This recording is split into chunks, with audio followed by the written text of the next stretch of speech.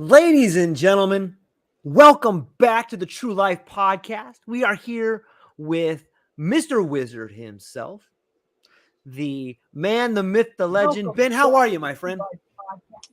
Oh boy, I'm doing great, except for I got some technical difficulties here. Hold on one second. Um, let's see. Oh boy, I'm doing great.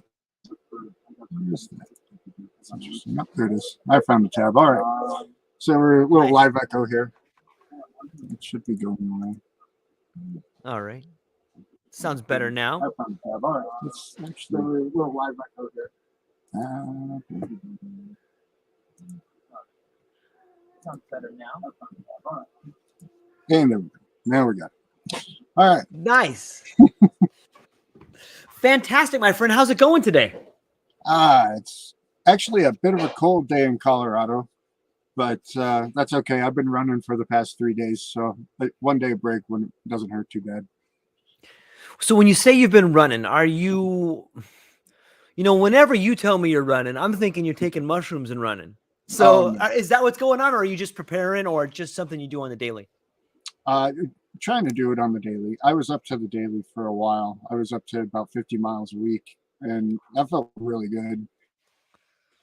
And then I had a little bit of an injury, and then so I've been kind of just working that out.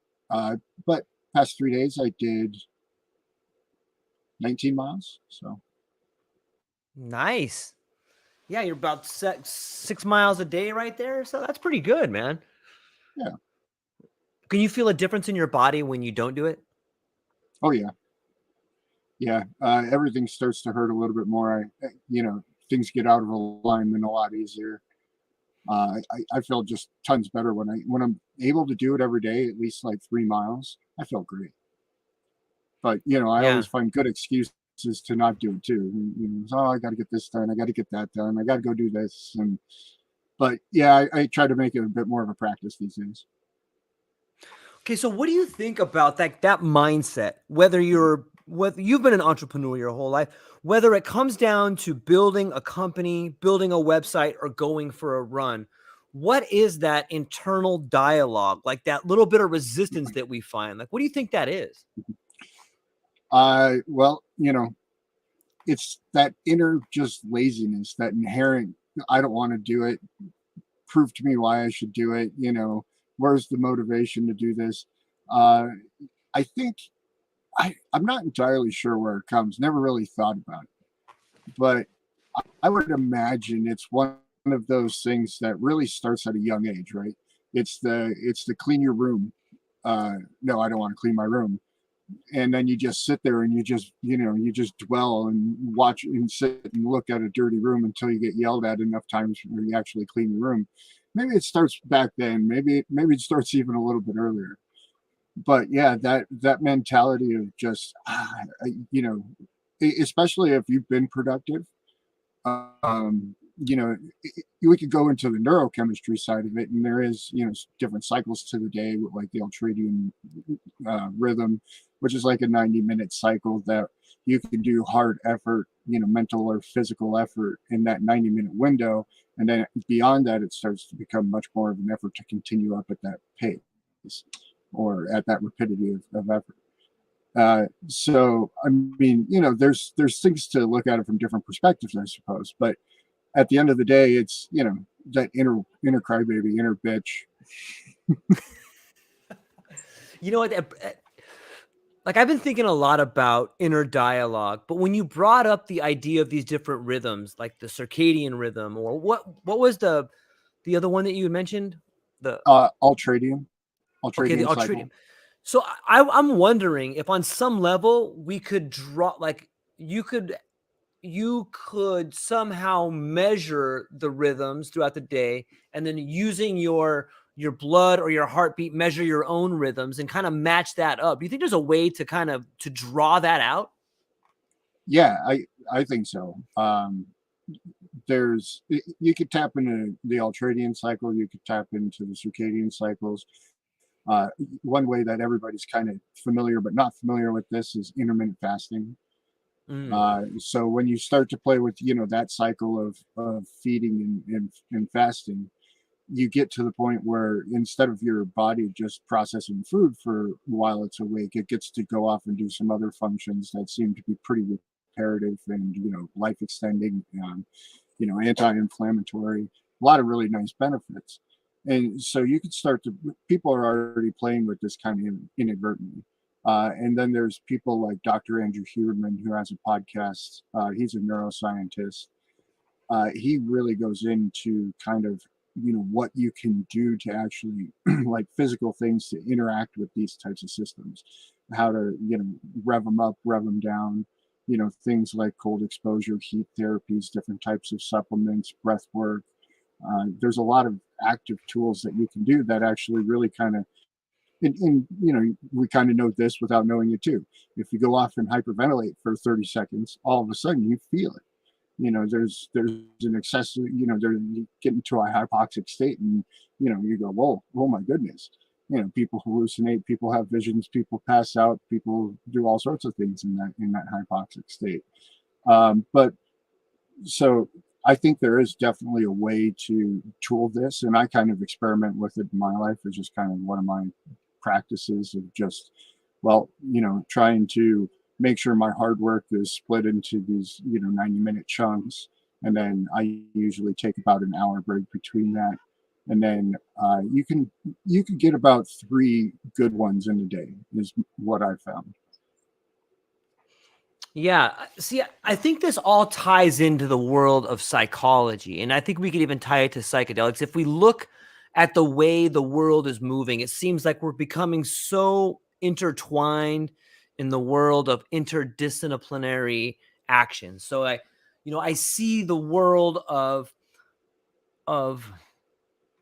physical education beginning to mold with the world of psychology. Like when your body is in good shape, your mind is in good shape, probably because the blood is flowing through your body the same way it's flowing through your brain. And if you have a blockage upstairs, you probably have one downstairs. Some people say that the body is a manifestation of your health. And so if we can look at these rhythms, be it the circadian rhythm or the cycles in which we can oxygenate our body, I think that we can implement a sort of physical strategy. Like I'm not aware of any psychologist doing this right now, but what do you think about that being a part of physical therapy, having some psychology with it? So if someone had an issue with a relationship, you would treat that relationship by helping them treat the problems in their bodies. You think there's a there? I think so. It's all vastly interconnected, as above, so below, as outside, so within, right? Yeah. And I think there's a lot of wisdom to be drawn from that perspective of thinking about the situation. And it's really interesting because if you kind of look at the different sets of literature, you see this on these individual pathways of medicine or therapies. Recommend that exercise is great for X, Y, and Z, but nobody's saying exercise is great for everything, even though it is. But if you go down enough of the literature, you always see exercise as one of those things that is always beneficial. And I think I just read a couple of days ago where they just are now allowing exercise as a prescription. So the doctor can now prescribe exercise because apparently they weren't allowed to do that by the medical association. Wow, that to me is obtuse in a few ways. Number one, in some ways it's almost like they're not forcing you to exercise, but it's weird that they would prescribe it. I guess that we would define prescription as like, I don't know, so something only the doctor can give you. And I say that because I think of drugs. When I think of a prescription, I think it's something that a doctor gives you, but it doesn't have to be that. It could just be advice from a doctor, right? So I guess in that angle, why wouldn't a prescription for exercise be okay? Yeah, it's interesting to think about a doctor prescribing exercise. Well, it's really interesting to think about that we have this whole medical system set up the way it is. Yes, it is. The and where it's really interesting, I think what you might have been trying to touch on was uh, people are so helplessly inured to that system that they can't see beyond the idea that they can do something unless it's prescribed by the doctor. Yes. And that is that kind of that should make a reasoning individual go, I'm not sure that seems right?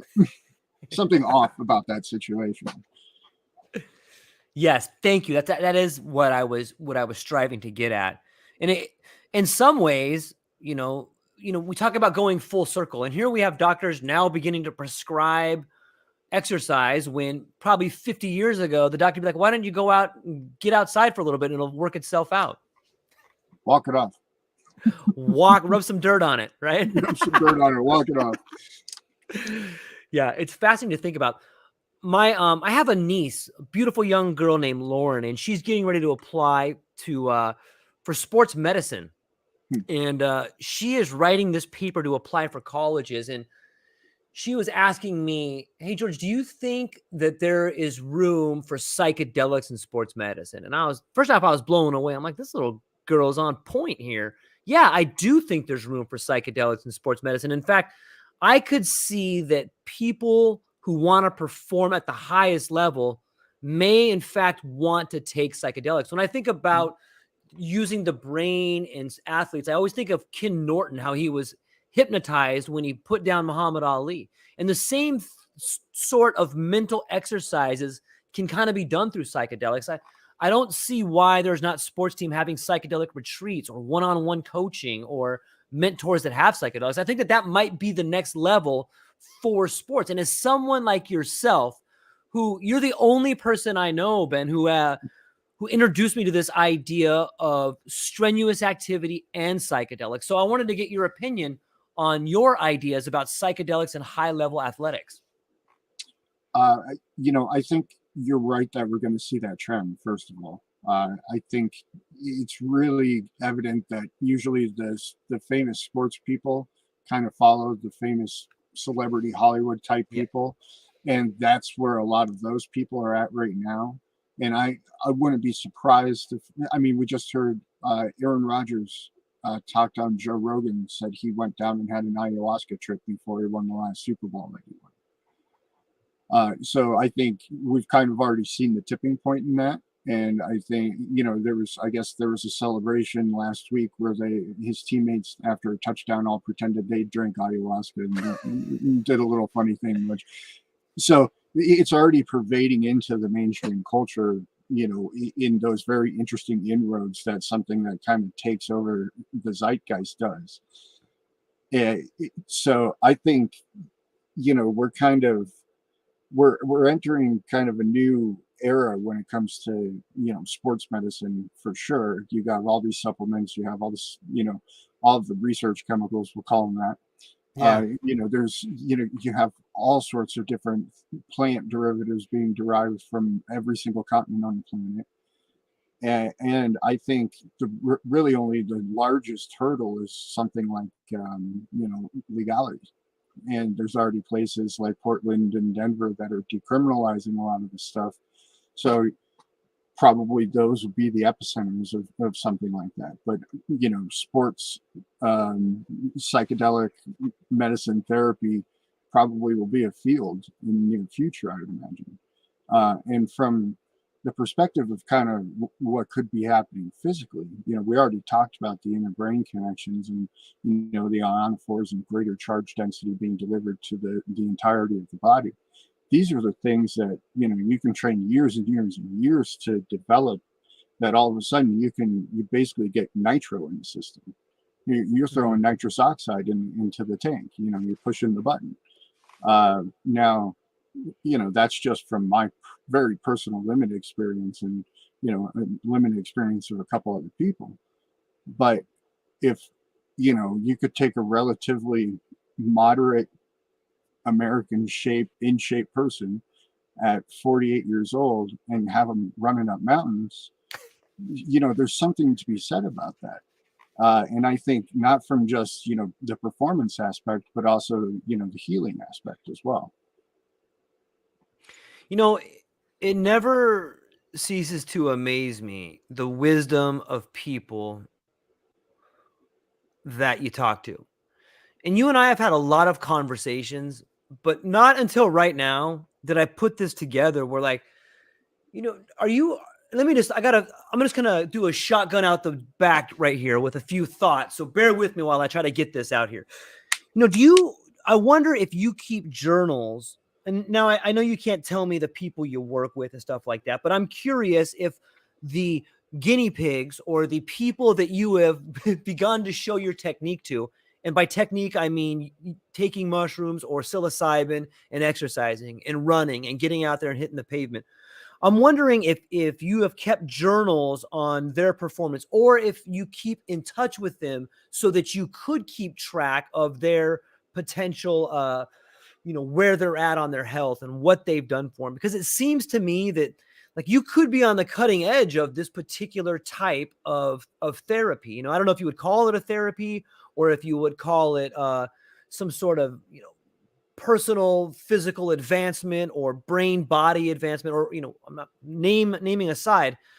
You're the first person I have talked to that has actual personal evidence of going through this process. I guess you could say you're kind of pioneering it in a way, but I'm wondering if you have kept track of some of the people you've worked with, and have you thought about maybe taking this one step further? Yeah, I actually, the people who I've taken down the path are pretty close friends. So always in contact. Uh, so yeah, and it's one of those things where I haven't really made it scientific to the sense that I'm actually, got some spreadsheets and taking, heart and blood samples and all that stuff. Uh, because on one level, I just don't have the time for that. But Right. on another level, it is just it was one of those pioneering things. It's like, well, it worked for me. Let me go. I know a couple other fairly crazy individuals. Let me see Yeah. if it'll work for them too. But it is one of those things where I want to, if that's something that actually does turn out to work for a greater number of people, it's one of those things where that's information that should be shared freely. Yeah. Just like the information of my book, I want it to be Yeah. shared freely, and if anybody wants a free copy, they're free to ask me for one. Um, it's one of those things where I don't think it's something that I would want to profit off of in my life. And there's been a few things that I've ran into in my world that have been that way, and that's just one of them. I think the monetization of money is a very dangerous game to play, and I think if we were honest about everything that we at least see in recorded history, we'd probably say that it's been a failing endeavor so far. Yeah, I agree. I that's one reason I enjoy talking to you so much, is that I think we share a passion for living and a passion for sharing information that can make people better. As soon as some of those as soon as money's introduced into the conversation changes. What Mhm. could be a conversation about making the people around you better turns into a conversation of, hey, how can I charge the people around me to tell them what they could learn for free? Right. And in that there's always I would recommend anybody who wants to go down this path seek out at least somebody who's experienced in the shamanistic ways of things. If yeah, just don't go run around the desert outside like a madman like myself. Not the most safe thing. Disclaimer, disclaimer, disclaimer. Um, but it's one of those things where I think the more people that do kind of figure these stuffs out, and it's not just this, it's all the other movements that are moving into the psychedelic world. Yeah. Uh, as all of this becomes more and more common knowledge, I think it gets to a tipping point, a precipice where, you really you won't be able to charge for it. It doesn't mean people aren't going to try, right? I think they've already been patenting offshoots of every single psychoactive molecule that we know of, right? So they add a carbon atom here or a hydrogen atom there, and then into that chain of molecules, and then they just say, "Oh, we invented this," which is Yeah, kind of funny. yeah, that's the that's the pharmaceutical way of, or the maybe that's the strategy produced by big pharma. And speaking of strategies and monetization, I was talking to this guy yesterday. For some reason we were talking about copiers and toner, and he was buying some toner or something, and I forgot how we got talking about it, but we did. And it just got me thinking, like, wow, here's a company like Xerox that built a business model based on addiction. Like, what does that say? Like, you know what I mean by that? Like, if you have a nice copier, the copier, they'll almost give it to you, even Mhm. though it, costs more to make it, but then they get you on the toner because you got to buy that toner all the time. That's the same way as someone who's hooked on like crack has to go and buy the crack all the time. When I was a kid, all the dope dealers used to say, "Hey, the first one's free," because they Mhm. knew once you get the first one, hey, you're probably going to want more. So it's this idea of addiction that, what does it say about us that we have monetized addiction? Like, we have built business, not just business, but profitable business on, like, we've seized this idea of addiction and monetized it. Like, that seems to me on some level to be a bit nefarious. Well, it is on some level a bit nefarious, but it's also not new, right? What do you mean? Uh, well, think about it. Okay. All of the businesses back, well, we'll just go back to East India Trading Company, for Oh. instance. Look at the addiction that they ran around the world, right? Yeah. So, this, and I think if we were probably to take it further back, it gets down to the point where you remove the barter system and you put in, uh, well, maybe even with the barter system, maybe it is kind of just an arm of tribalism. Because, even if you think it's about how, some of the descriptions of how the indigenous tribes are in throughout the world, there's room in all of those tribes for very interesting people and characters and addictions and deformities and all sorts of different aspects of humanity. Uh, so maybe it is kind of, an effect of just us recognizing the vast potential differences and the vast amount of variables that can fall upon us. Yeah, that, I guess, as soon as you said East India Trading Company, then I thought to myself, maybe it's just my first time seeing this model based on addiction. Maybe it's always been based on addiction, I think and it then you has. yeah, that's a great way to put it. I guess if you need something, addiction, what's the difference between addiction and supply and demand? Pretty similar, right? Like, I want Definitely, it. addictions entwined with supply and demand for sure. I mean, Yeah. even to the effect where keeping up with the Joneses is the modern term, right? We're addicted to constantly this consumerism, and I don't think consumerism has never been not a part of the system. It might be a greater portion of it these days, uh, but I again, I think it really could be drawn back to just a kind of how the diversity of humanity and how we approach this world and walk throughout this world, and then pass that information along. Okay, let me ask you this. How can you use the idea of no absolutes? How can you use that to battle the idea of addiction or consumerism, or how can you use the no absolute thinking model to get away from that idea of consumerism? Well, one of the beautiful things that I have in my head about the model is that it always makes all the borders fuzzy, right? Because and in doing so, you open yourself up to always being able to take in new information without having those hard borders of your perspective in the world. You're more than willing to then add information into the entire equation and be like, oh, well, that actually makes a lot of sense. Whereas if you have those borders and you have these walls inside because you believe a certain way, or you've accepted the absolute of something a certain way, getting around those things can often be almost physically debilitating for some people at some times, right? When they get a counterpoint in their face, and you see all these people screaming at each other on the streets, voice squeaking like they're a toddler and can't control their emotions, and it's all broiled over. That's what you run into when you put up all of these divisions in the world and all of these absolutes. And when you don't have that, when you're approaching the world from a no absolutes perspective, you can then see the forest through the trees. You can see what it means to see what an addicted society is. You can see the origins of it. You can see where it comes from.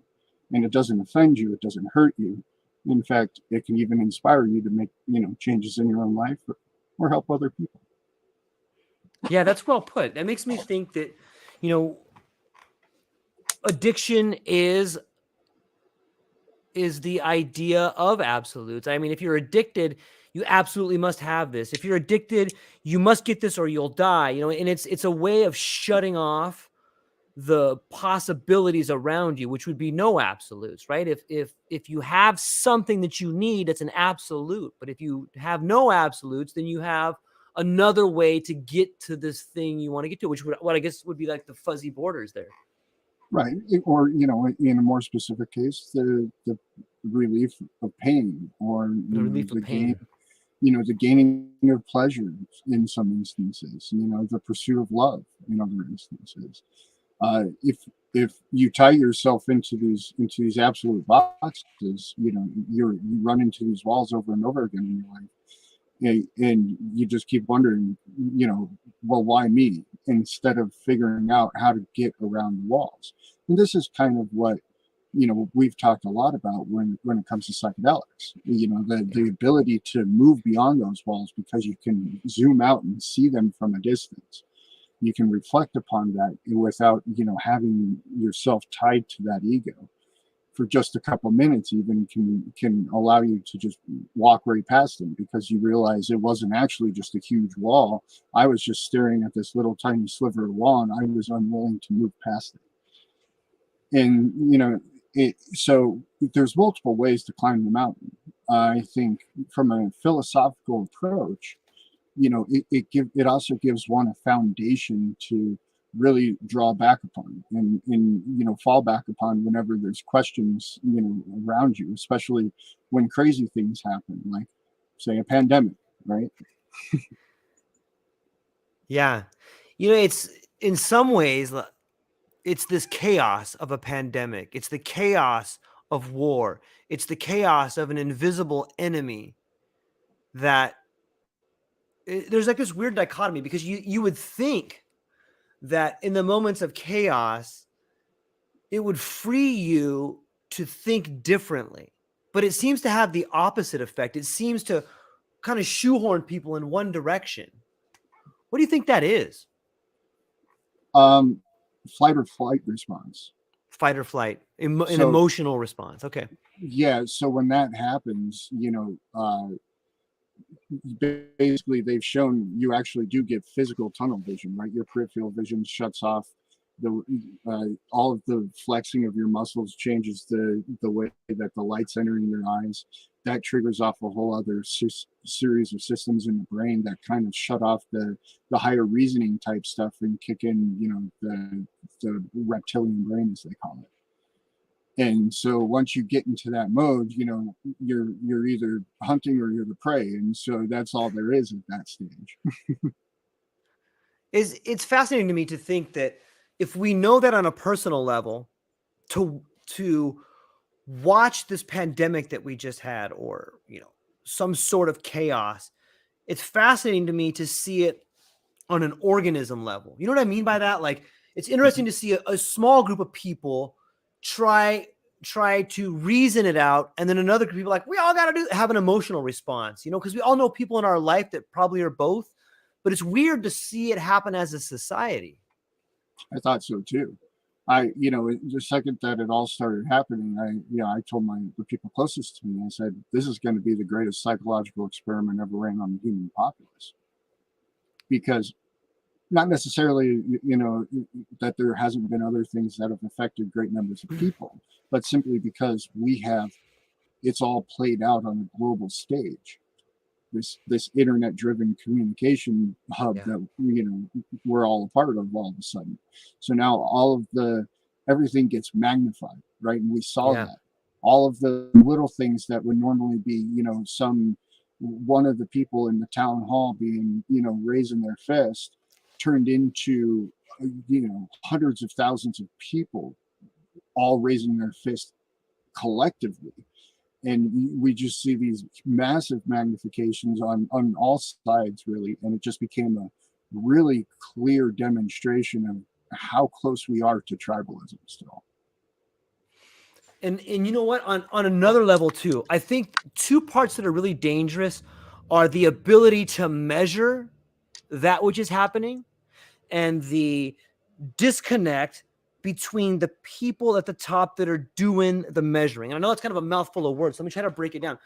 As these things are happening and there's all these people responding on the internet, there's these different thermometers throughout the world that can take the temperature of how angry or how upset or how sad or how close people are to the edge, whether it's an economic thermometer or it's a psychological thermometer,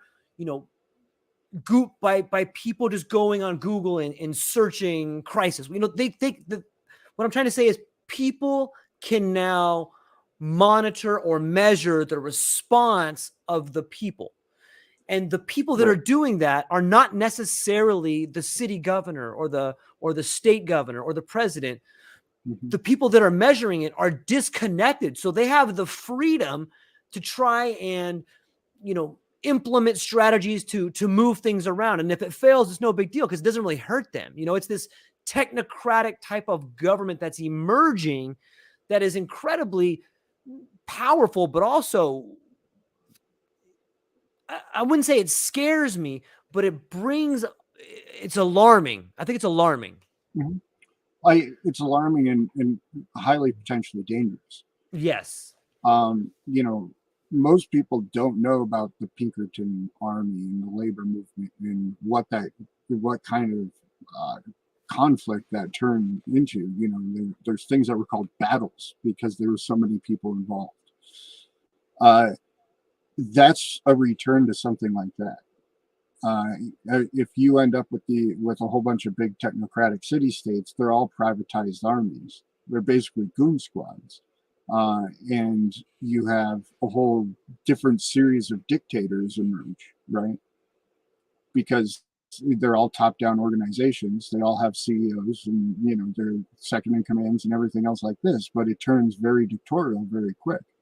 And there's no constitutions for protections of rights. You might have a worker contract, but at the end of the day, that worker contract is subject to now the will of the state, which is these technocratic city states. And I think this has been recognized. There was that whole, Section 230 to try to, make social media companies a bit more compliant with all this, but all that really effectively did is kind of what Mark Zuckerberg told us happened just a little bit ago on Joe Rogan, that when the FBI comes a calling, they say, how high would you like us to jump? Yep. And, if they have the capability to say that, for the FBI, that means that they have that capability baked into the entirety of the system. And they've been running all sorts of experiments to what you were mentioning before. All of these experiments to what?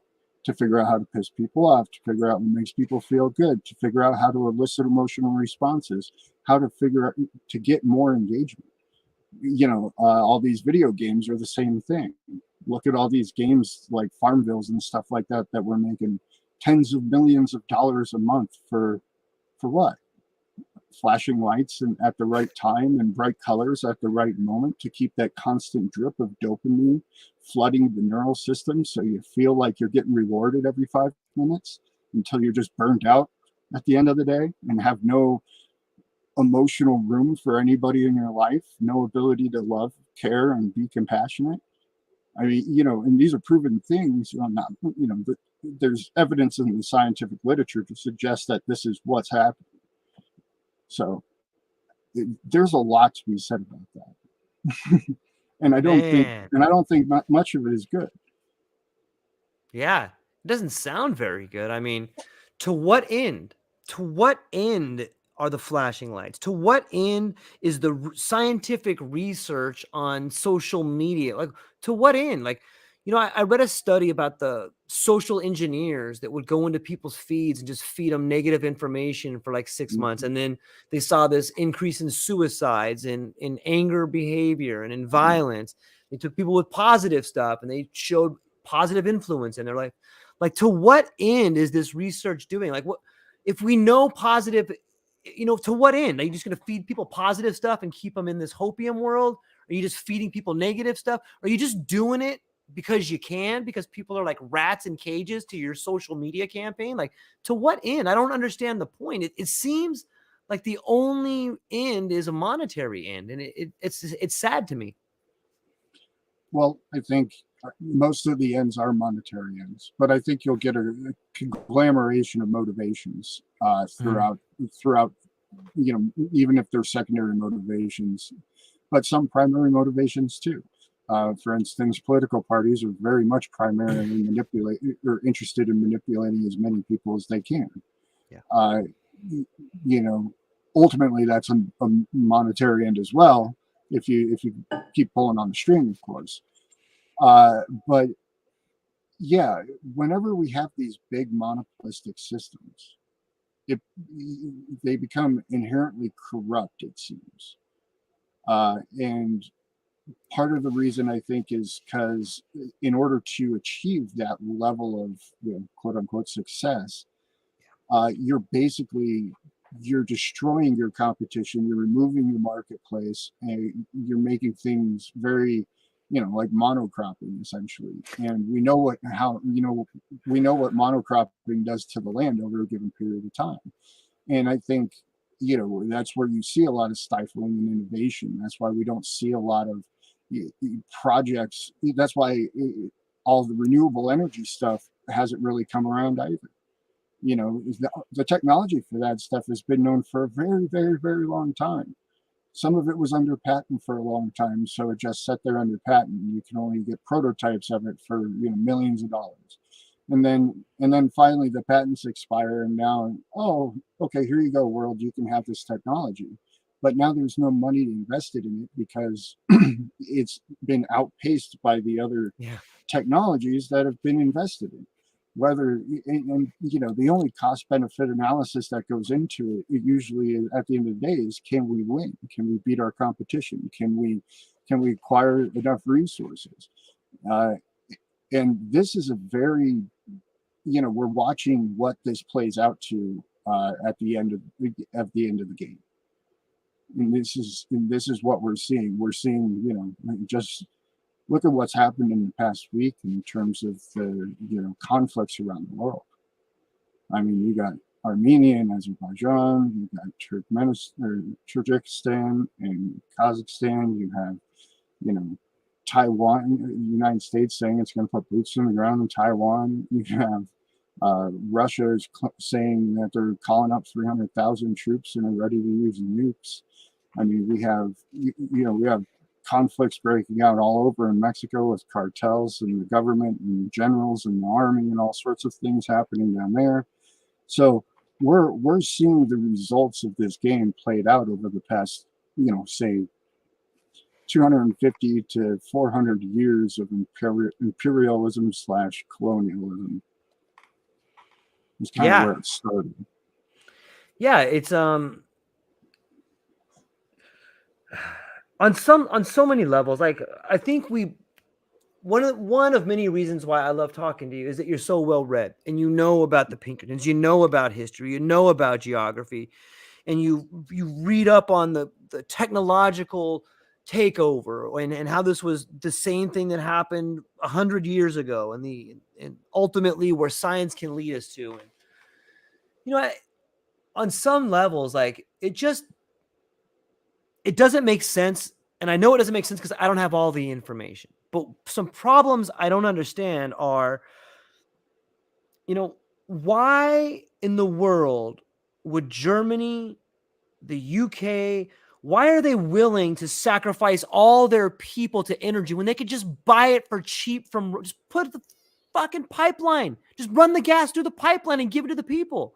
Like, the fact that they're willing to sacrifice all their people. Hey, we'd rather let our people die than buy your gas. Like, are you freaking kidding me? Like, no wonder why there's revolutions. Like, do the people on one level, I think to myself, well, no one could be that stupid to be in power and just be like, we're not going to turn it on because we don't want to buy your gas. Like that. Is that how dumb they are? Like, you don't see that your people are going to rise up and murder you? Do you not see that? Do you not care? Like, is it what am I missing here? Is it a level of malevolence where these people are like, these people don't understand the long-term game, that this gas field is ours, or what is there a grander plan that I am not privy to? Is it generational money where there's real owners of the world and they are playing their game? Or is it that because this fight will designate the supply chain holders for the next 1,000 years? Is it something I'm missing? Like, what's going on here, man? Like, why is it blowing up like this? So I think where a lot of the confusion comes from is because that question of why, just as you articulated wonderfully, is so multifaceted. And you hit a lot of the nails on the head, and I think there's a few more on top of it. But all of those, you have to imagine, these are all separate individual groups and entities. And yes, there's going to be crossover between them. But by and large, they're motivated by their own machinations and some generational plots. Their own just, I want to conquer the world in the business, in XYZ business sector. We own, like the Saudis and their oil. There's all of these different agendas. And these people do get around and they smoke cigars together and sip on the finest of liquors and whiskeys and whatnot from throughout the world. But they don't like each other.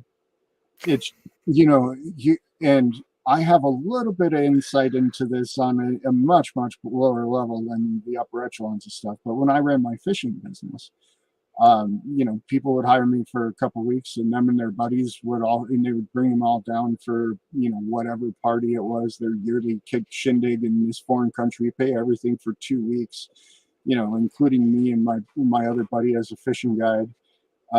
And it was a drop in the bucket for these guys. And so I got to set on the fly on the wall for some of these conversations. And other people would be around too from that kind of level of society. And it was like sitting in a high school lunchroom. It really was. It blew me away. It was cattiness. It was, all about entitlement. It was all about, presentation. It was everything. It was like all of the kind of what we would call negative aspects of a human kind of magnified. And so that got me asking the question which you originally asked is, what's the disconnect here? And that disconnect, I think, is a lot of these people grow up in a world where they're not exposed to the reality that we know, right? Nobody's threatening to punch them in the face because everybody knows who their daddy is. And, nobody has ever challenged them, or, they've never had to earn anything in their lives because there's always trust fund money at a phone call away, or there's even a butler following them around all the time. This creates massive detachments from reality. And I think once you have those detachments from reality, then you get a reinforcement of, hey, here's some power. Now you just put yourself in this feedback loop of absurdity, and you end up a wild pompous ass. And then you're in a room of a whole bunch of other wild pompous asses, and you're all sitting there joking about how you're all wild pompous asses, secretly thinking about how you all hate each other. And it sounds like some absurdity, airplane type movie, but that's kind of that's what I saw at the small scale. And then if you extrapolate it and you think about it, and then you look at like how a Donald Trump has, right? And you're like, oh, okay, now I can get a little bit more insight into this. And a lot of those people keep face for the cameras, but less and less these days too. And so we're seeing this kind of unravel as well. We're seeing all of these little tiny fractures of the system magnified at scale look like these huge caverns, Grand Canyons. Yeah. And on a positive note for the internet and social media and technocracy, I think it does allow a sort of transparency, and maybe it's the fact that we, as just everyday people that work for a living, read books and go to work and weren't given everything, like maybe we are just now getting to peer behind the curtain a little bit and go, hey, what the frick is this? What is this? You taking all this stuff here, and on some level, the level of corruption has gotten to a point where, think of it as the people have found, for whatever reason, whether they were given everything or born into everything, or maybe there's some real people that have forced their way to the big boy table. They're playing a pot right now where people are going to leave. There's going to be people that get kicked off the island. There's going to be people that leave the big poker table, and a lot of people have their chips pushed in. So when if I look at it from that angle, if I look at, oh, well, Israel wants to build a pipeline. Oh, well, Saudi Arabia wants to have their pipeline come through. And then Iran's they're going all in on their King 8 over here, and they're like, that's suited. You know what I said? Let's see what we get on the river here. And you got Russia that's like, we're all in. Yeah, don't. And let me just tell you, I don't bluff. You got Putin over here looking like he's got a pair of aces. And like, it's fascinating to look at the great game from that angle and go, oh, this is what Kissinger was writing about, or oh, this is what the Devil's Chessboard was all about. I think we are getting to see, maybe the first hand, or at least the first hand that I have been capable of seeing, watching people play at the table. And on that level, it's pretty fascinating. Right. My first introduction to that table was those days in the fishing business, listening to me, and I said, oh, now I see the game. Because, and for me and you, we care about people's feelings, their how they're doing in life. We go way far out of our way to ensure that we don't hurt people. These people hurting people's not even part of the equation, because it is a piece on the chessboard. It's my rook is taking your queen. That's what it is. There's no batting an eyelash. There's no loss of sleep at night, apparently, for a lot of these people. Now they're all usually in drunken stupors or drugged up stupors, but I guess people have to deal with the torment of their fellow human somehow. Or not, or they just don't see them as a fellow human. They just see them as a. And I guess I guess there would be a few sociopaths, psychopaths out there, but you would think that if that's a small percentage of people in general, there's got to be something in there, a little bit at least, you would imagine.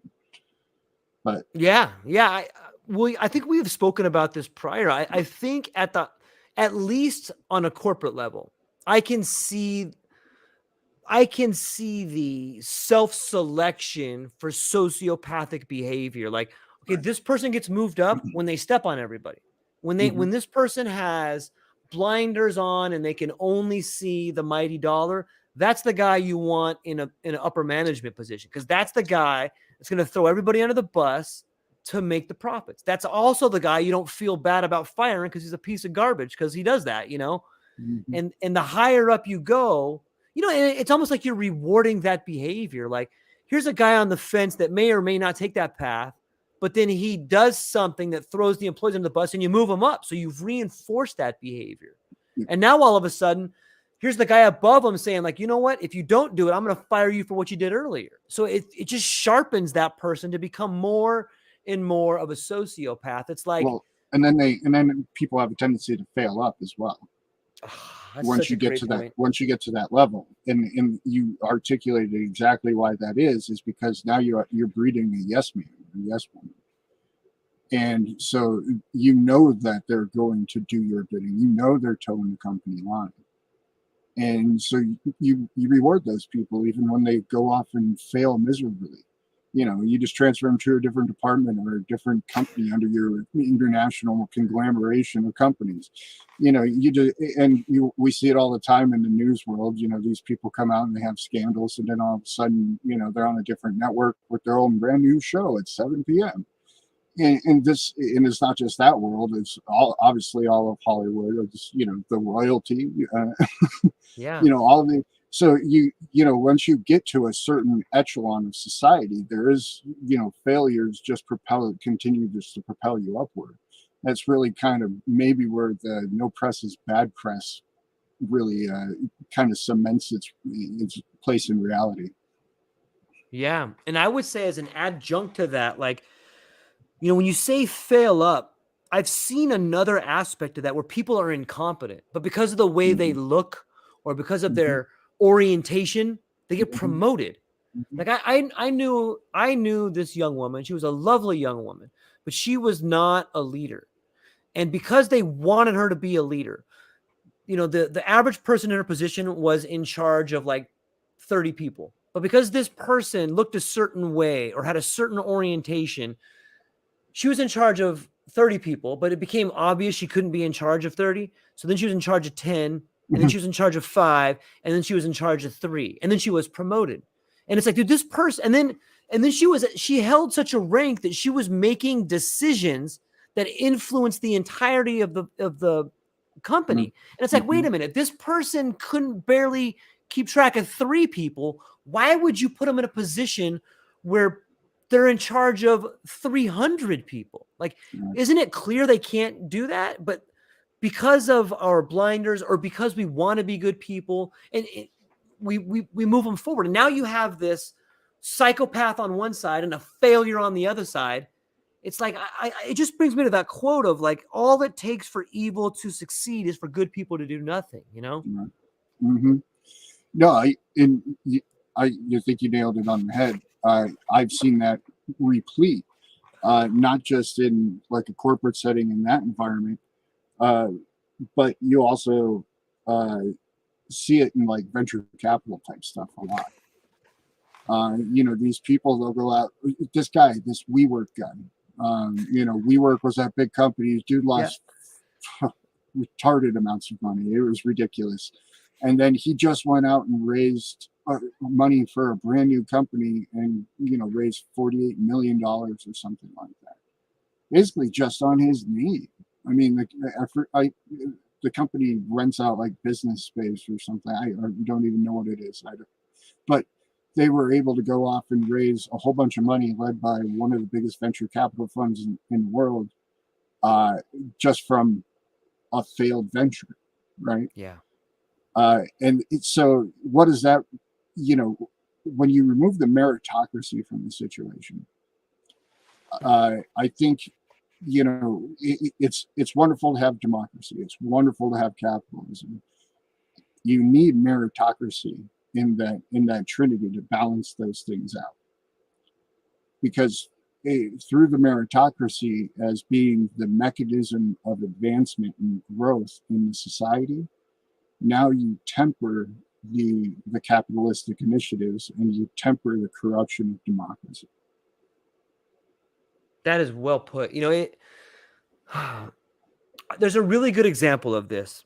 And this particular example I'm going to tell you has opened my eyes to the way the world works. And I can't speak on behalf of history, only the history of my life. So take that for what it's worth. There's a great book called Bad Blood, and it's written by John Kiriakou, and it's the story of Elizabeth Holmes. And for those that don't know, Elizabeth Holmes was, I think she went to Harvard, or she dropped out of Harvard because she invented, quote unquote, invented a technology that would take one drop of blood and allow you to test it multiple times for multiple things. And if you think about the power that that particular set of goals would do, if you could take one drop of blood and test it 100 times, that would do so much for healthcare. It would do so much for people that have diseases. And so this was her idea, and she said that she had it all figured out. Now, let's just pull back for a minute. Elizabeth Holmes is a young woman who was an entrepreneur, and it's not so much that she had this idea. It's that this idea was almost thrust upon her. You look at the company she started, and like Kissinger's on the board, and the Defense Departments are on the board. And all of a sudden, as you read John Kiriako's book, you realize that this was never her idea. This was the same thing that Facebook was. It was like, here's this thing we want to create, and here's a woman. We need a woman. Here's a story. Here's our story. We're gonna put all the money behind it. We're gonna bring our Middle Eastern freaking weirdo enforcer to go to all the kids and be like, do this or I'm gonna kill you. You know what I mean? And put the We're gonna pressure dress her on like Steve Jobs. we're gonna put her in a turtleneck and make black and white pictures of her, and we're gonna send her out on speaking gigs to women's stuff, you know, and like you just see the story. And you know, I guess if you have your eyes open, like that's the story always. It's the Zuckerberg story. It's the same thing, only in his case it worked. Right. And it's the, you know, and it's so, once you see it once, I guess you see it as a pattern. Like, and you know, it was just it was interesting because you got to see it fail, and you got to see how, you know, I don't know if it wasn't ready. I don't think it was her fault. I think it was the technology. They couldn't get the technology to work. So and it's also amazing to think how there's the fall guy there. So yeah, you are this person that gets uplifted as a savior. You could be Zuckerberg or you could be Elizabeth Holmes, but you're still the same person. It's just the story didn't work. Oh, just wait. Elizabeth Holmes will have her redemption arc. Oh, guaranteed. Yeah. I think that's written into the contract. Yeah, as soon as they break through on the technology, because people are very much interested in that technology. Like you said, that is a life changer for many, many, many, many people. So that technology is still being researched. And as soon as they get it, all of a sudden you'll find the redemption arc, and maybe she'll actually bring it out for real this time. Yeah, I don't know how I feel about her. Like, you know, John Kiriakos had so many death threats because he wrote a book exposing that, you know, and, you know, I don't, on some level, I feel like, I guess that's the Faustian deal, right? Like, hey, you want to be famous and have all this money? I can make you famous right here. Look at this. You could be the next Steve Jobs. You want to take this? Are you sure? Yeah, go ahead. And you read her story, and like she just got, on some level, I feel horrible for her. But on the other hand, I'm like, well, she kind of decided she wanted that. You know, I don't know how to feel. And maybe it's not my position to feel. It's just to see. Well, I mean, it's the story of the djinn too. You know, you get your 3 wishes. It just so happens that they're always going to screw you. Yeah. The only move there is not to play. I guess you can take it back to war games. You know what I mean?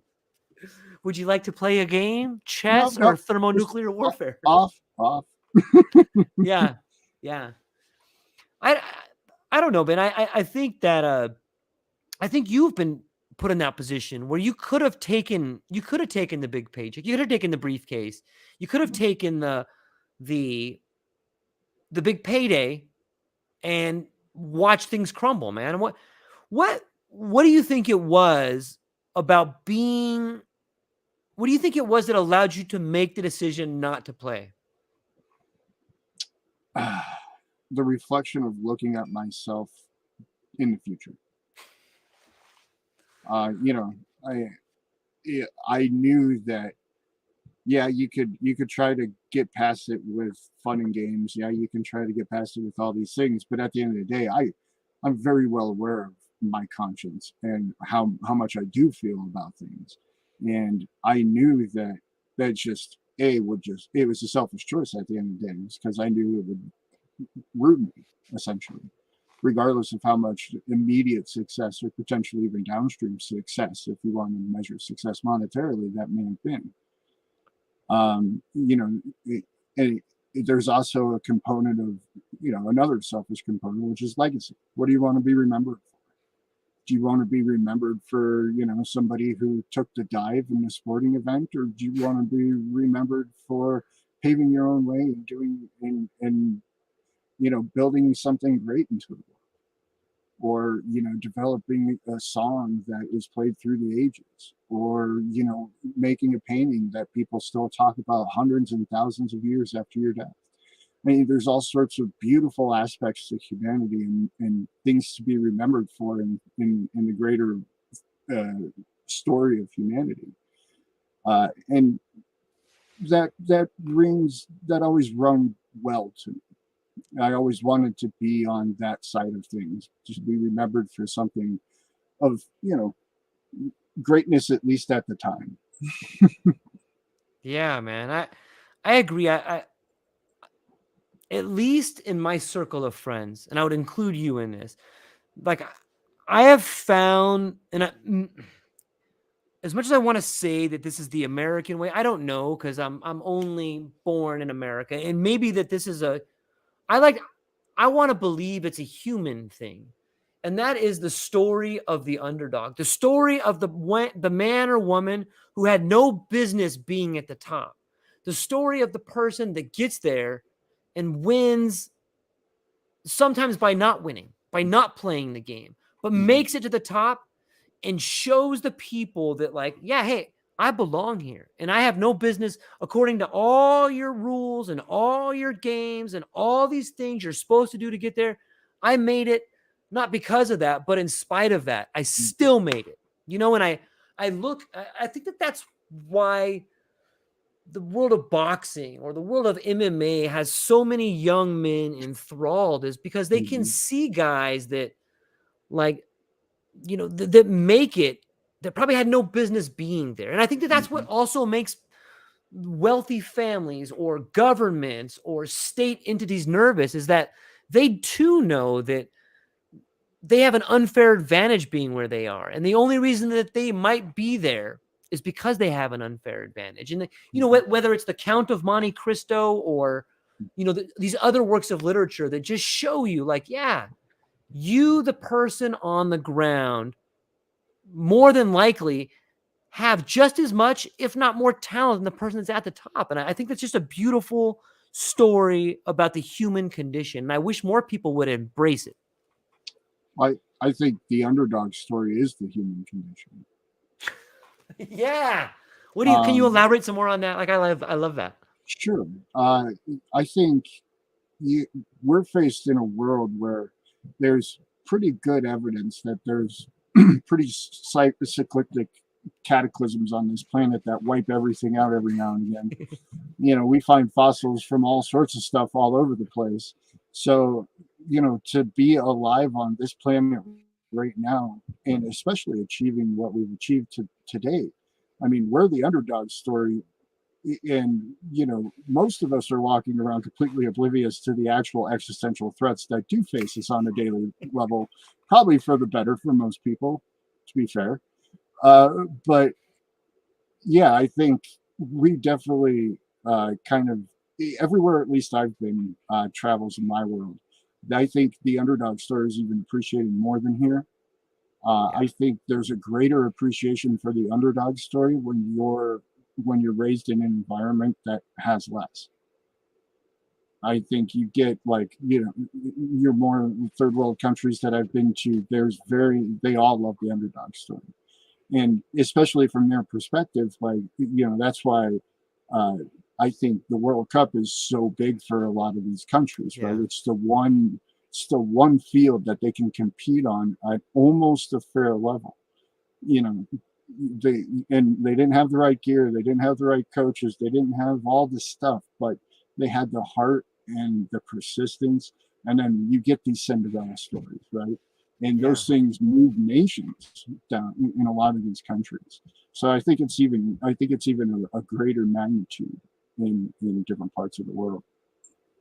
Let me ask you this. Like, that makes me think, when I think of the World Cup and I think of soccer, I think of South America. I think of Brazil and Pele and Argentina. but I also think of the Middle East, I guess. I don't have a really great, thorough understanding of the World Cup. I know that soccer or football is the biggest sport in the world.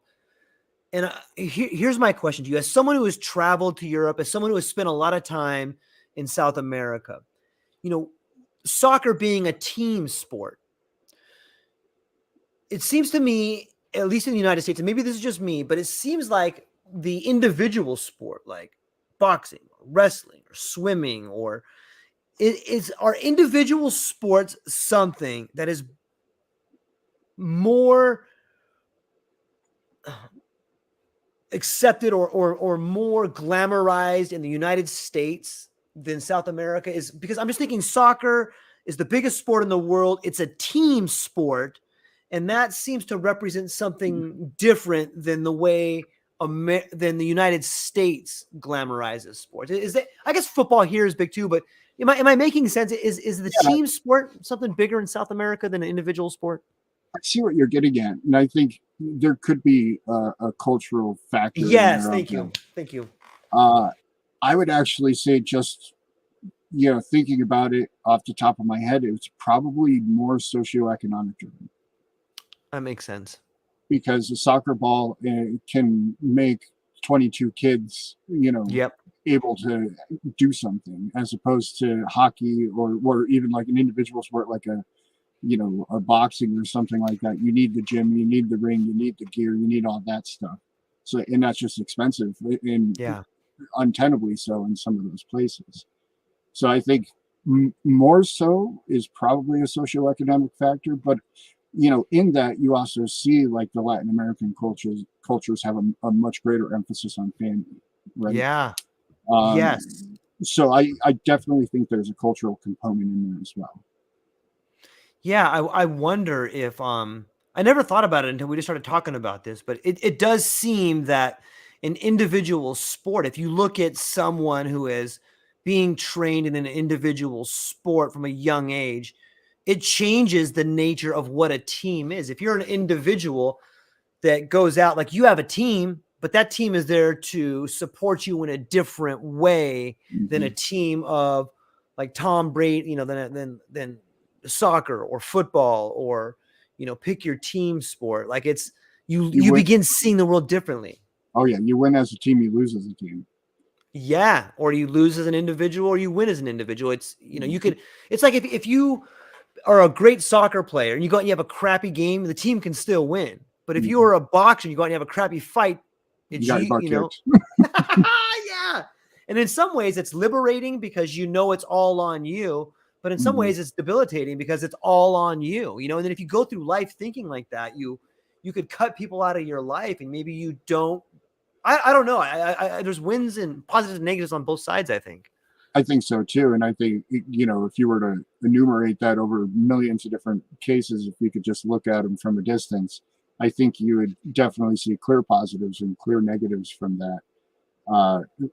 But I think it would be pretty consistent on the results. I think the people who are nurtured in that more, personal, self-contained sport, you're going to have more insular people. You're going to have, I think you're going to have probably a greater degree of relationship type related problems, communication problems, as opposed to somebody who by necessity had to figure out how to get along with a group of other people who are more than likely highly aggressive and, really tuned up because you got all that adrenaline pumping. Figuring out the world from that perspective allows you the ability to communicate. You can recognize, when you need to diffuse a situation, when you need to use humor. You actually, a lot of people learn a lot of humor from, that's why they call it locker room humor, right? And so I think you would get a more communicative person, somebody who's able to actually, kind of express themselves a bit better than somebody who's just trained as, like, say, a sprinter their entire life. That would just be a guess. Yeah, no, it makes sense.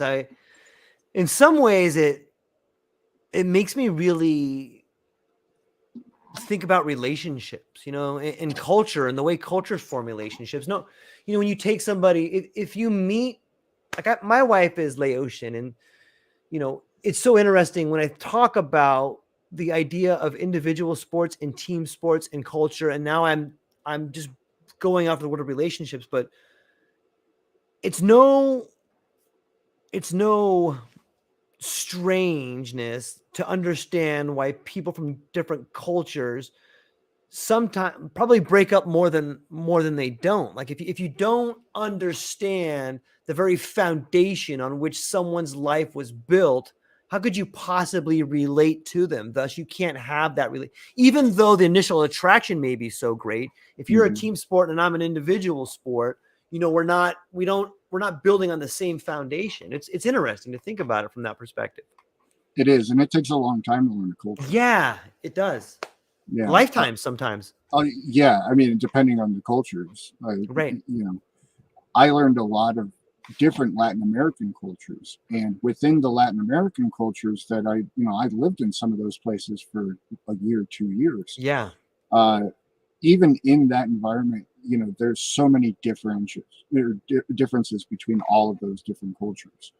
To the point where you have Costa Ricans who a good chunk of them will say, "Oh, we have no culture," which is a wild thing to say, but that's kind of what they say. But yet at the same time, every single Costa Rican will tell you we haven't had an army since 1948. So they have cultural things. They just don't identify it as the culture of like a Mexico, where they have the Day of the Dead and things like this. They don't really celebrate those types of events in like a Costa Rica. I mean, they still do because things are all kind of democratized right these days. Yeah. But their local traditions don't really have a lot of this. In fact, most of their local traditions are all kind of like cowboy traditions. They have the festival and they try to slide the needle through the ring hanging from the rope going at full gallop, which is wild. Have you ever seen that? I never have. What is that? Oh, that's pretty awesome. They have this horse festival called Tope. And so all the cowboys and cowgirls come down, and young as like 12-year-old kids who can ride a horse better than I will ever be able to ride a horse, full gallop. And I'm talking a ring like, size of your finger ring hanging from a rope across the street. And they come in with a needle at full gallop and have to thread it through the ring. Wow. And it has an end on it, so it'll stop if they get it. And every year, people get it, which blows me away. The visual acuity, the reaction time, all of that stuff. Let alone if the wind blows or you fart on the way in. I mean, wild stuff. Yeah, it is amazing to me, and it makes me think about today how there seems to be this dichotomy. On some level, there's a war on culture because some people see it as a obstacle or a barrier to community, while other people see it as the foundation of community. Like I guess this is what wars are fought over on the most basic level: is this is right and this is wrong. This is our culture. This is not our culture. And and maybe that takes us full circle back to what's happening in our world today. I think that might be what is printed on the newspapers for every war fought, but I think the motivating factor in all this is resources. Yeah. In that when you look at that and you just see it over and over and over again, you have to wonder, well, why would they ever stop? And then you look at the world today and you go, oh, they haven't stopped. Okay, we're just repeating this process. The difference is, again, back to our conversation before, is now we have lights to shine into the dark corners. Everybody has a camera in their pocket, not necessarily the camera that they would first think of when they're pulling out the camera, but they have that ability to look at snapshots of the world from all over the world and peer into those dark corners and dark recesses. Rewind 70 years ago, we would never know Nancy Pelosi is the greatest stock trader in the world. Yeah. Yeah, it reminds me. I remember this was back in the Bush Jr. days. So I guess back in Iraq. And I remember, for some reason, I remember this interview with Dick Cheney. And I was a younger guy then, you know, and I didn't really pay too much attention to politics. And I remember him saying, I don't know who was interviewing him or what it was on, but I distinctly remember him saying, when asked about the war in the Middle East, he says, we need to be there so that doesn't come here. And that always stuck with Mm, me. And I was like, what the frick was he talking? You know, and for some reason that just stuck in my head. And now that I see it here, I go, oh, that makes sense. Like, you know, on the topic of resources, you know, I think of the strategies that I've read in books and the strategies that my country applies to other countries when they want to take their resource, and that's divide and conquer.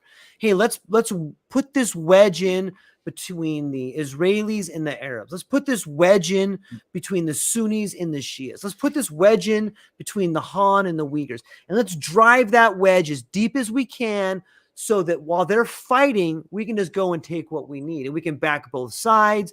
We'll take some from their property. We'll take some from their property. And as long as we extract X amount before they get at each other's throats, we're good. Hopefully mhm, we can take all of it, but at least we can get this much. Here's the business plan. mhm, And then now all of a sudden I see this wedge between man and woman, gay and straight, black and white, minority and these people. And so, you know, I see the implementation of sanctions being put on our own country. You know, this idea that we're putting sanctions on Russia, we're just sanctioning ourselves. We're making it more difficult for us to live so that corporations or family offices or special economic zones can be brought to this country. You're seeing all these things put in place that were put in place in other countries being put in place in our country. And I think it comes down to resources. I think you're absolutely right. And you know, the resources of the times are the lithium, the Yeah. rare earth elements, and the ability to manufacture. Yeah. You know, this rampant uptick in consumerism needed a manufacturing center, and that was China. Yep. You know, in doing so, that allowed China, you know, the world kind of, you know, gave a blind eye to China to let them do whatever they saw fit in order to facilitate that quote unquote need. And here we are, is, you know, Yeah. here we are. And it's, you know, it's one of those things where there's many contributing factors, but one that I think was very much unforeseen by many of the groups who participate in this larger game is the advent of the internet and the ability for us to have these types of communications and for people to talk. Because now there's a realization that, hey, we all are on the same rock, we all are accessing the same resources. There is relatively finite, you know, sets of resources for many of these different things that we've now grown accustomed to in our society. Why are we going to blow each other up again? And so now there's actually a real question of why being asked. Before it was back like what you said, when Cheney had his speech, it was, well, we have to go over there so it doesn't come over here. Yeah. The implication was is that if we didn't go and fight over there, we were going to have fighting on the streets in the United States. That was never a reality of what could possibly happen, right? There's no startup Arab state, you know, or you know, religious movement that was going to build a navy to be able to cross the Atlantic and come attack New York. It was never going to be the case. But you know, when you can imply that, all of a sudden now you get all this hoopla and people willing to go to war. But if all of a sudden we can ask the question why, because we get reports from people in Iraq like, oh no, I'm here just grab my groceries today. Oh, what, you're not trying to build a navy and come kill us? No, just going to get my groceries. Oh, okay. Maybe we should talk before we go blow people up. What do you think, guys? And so I think we are seeing a bit more of that as being a contributing factor to how all this is playing out. Yeah, I think that question of why should be at the foundation of a lot of people's philosophies and ideas, and should be a great starting point for the majority of conversations. And I think it can be, a cordial conversation, and Yeah. some people are afraid to ask it. Some people are afraid of the answer to it, but I think it's something it needs to be asked more often. Benjamin, I always feel like right when we start getting warmed up, I get the call to go somewhere. Like I got all these questions in my mind, but I have a beautiful 8-year-old girl waving at me like, Dad, it's time. It's time, Dad. And so if I don't go there, she's coming here. And I love talking to you, my friend. And I feel I really enjoy the conversations, and I feel like they are very rewarding. And I'm getting some feedback where that comes in. I know you got some big stuff on the table. So before we go, why don't you tell people where they can find you, what you got coming up, and what you're excited about? Well, I'm never sad to lose to a daughter. So enjoy Thank and you. have a good afternoon. Uh, BenjaminCGeorge.com. I actually just posted up a new homepage. I'll be dropping all sorts of new updates on that. There'll be podcast stuff, stuff with George, stuff with all the other people on the Psychedelic Sunday Roundtable. Yeah. That was my test name. What do you think? I love it. Yeah. I think that should be the name of it all the time. And I love how it's growing. And I think people are going to be really excited when they see the homepage, and they not only see the homepage, but I think people are going to be really excited when they get to have the Mr. Wizard experience. Well, it's coming. Poco y Yep. poco, as they say, little by little. Yep. Well, that's what we got for today, ladies and gentlemen. I really appreciate your time, and I hope everyone has a wonderful day. Reach out to Ben, reach out to me, reach out to the rest of the people on the Psychedelic Sunday Roundtable. And yeah, that's what we got going on. Thank you so much for today, and we'll talk to you guys soon. Aloha.